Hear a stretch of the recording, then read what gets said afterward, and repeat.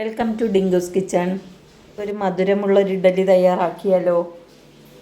ഇതിൽ ഞാൻ ഒരു നാഴി അരി പച്ചരി പൊടിച്ച് എടുത്ത മാവിൽ ഞാൻ കരിപ്പോട്ടിയാണ് ഉരുക്കി ഒഴിച്ചിരിക്കുന്നത്.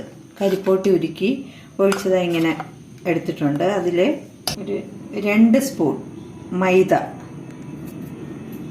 2 സ്പൂൺ മൈദയും ഇട്ട് നന്നായിട്ട് ഇങ്ങനെ ഒന്ന് മിക്സ് ചെയ്തെടുക്കണം. പച്ചരിയുടെ മാവ്, കരിപ്പോട്ടി ഉരുക്കി അരിച്ചെടുത്തത്, 2 സ്പൂൺ മൈദ, ഇത് ഇത്രയും കൂടെ നന്നായിട്ട് മിക്സ് ചെയ്തിട്ട് അതിൽ സോഡാപ്പൊടി,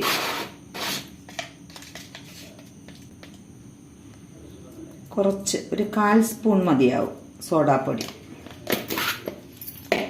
സോഡാപ്പൊടിയും കൂടെ ഇട്ട് നന്നായിട്ട് യോജിപ്പിച്ച് നമുക്കൊരു 2-3 മണിക്കൂർ നല്ല ടൈറ്റായിട്ട് ഇതിനെ അടച്ച് വയ്ക്കണം. ഇത് എയർ കയറാത്ത വിധത്തിൽ ഇങ്ങനെ നമുക്ക് മൂടി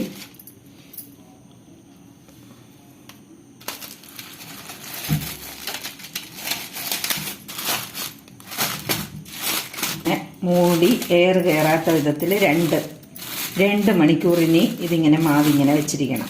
ഇവിടെ തയ്യാറാക്കിയ ബാറ്റർ ഒരു പാത്രത്തിൽ മൂടി വെച്ചിട്ടുണ്ട്. ഇനി നമുക്ക് ഒരു പാത്രത്തിൽ കുറച്ച് നെയ്യൊഴിച്ച് തേങ്ങയും എള്ളും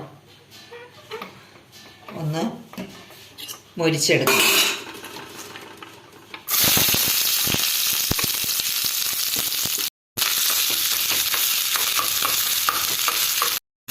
ഇതിലേക്ക് കുറച്ച് എള്ളും കൂടെ ഇട്ട് ഒന്ന് ചൂടാക്കി നല്ലൊരു ബ്രൗൺ കളറാകുന്നത് വരെ ഒന്ന് ഇളക്കുക.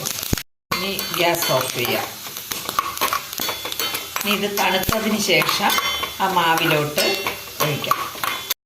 ഇതൊരു 2-2.5 മണിക്കൂർ അടുപ്പിച്ച് ഇത് നമ്മൾ മാവ് മിക്സ് ചെയ്ത് വെച്ചിരിക്കുകയാണ്. ഇതിന് നമുക്കൊന്ന് തുറന്ന് നോക്കാം.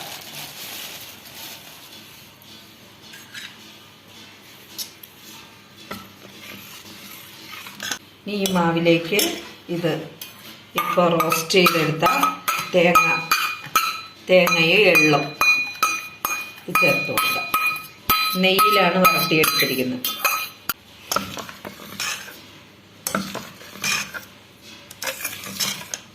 നമ്മൾ കലക്കുമ്പോൾ കുറച്ച് ലൂസായി പോവുകയാണെങ്കിൽ ഒരു ലേശം മൈദയും കൂടെ ഒന്ന് ആഡ് ചെയ്ത് കൊടുത്താൽ മതി. അപ്പോൾ ഒത്തിരി കട്ടി കിട്ടിക്കോളൂ. കുറച്ച് റവയും കൂടി നമുക്ക് ഇട്ട് കൊടുക്കാം. നമുക്കിനി ആവിയിൽ ഇതൊന്ന് വേവിച്ച് എടുക്കാം.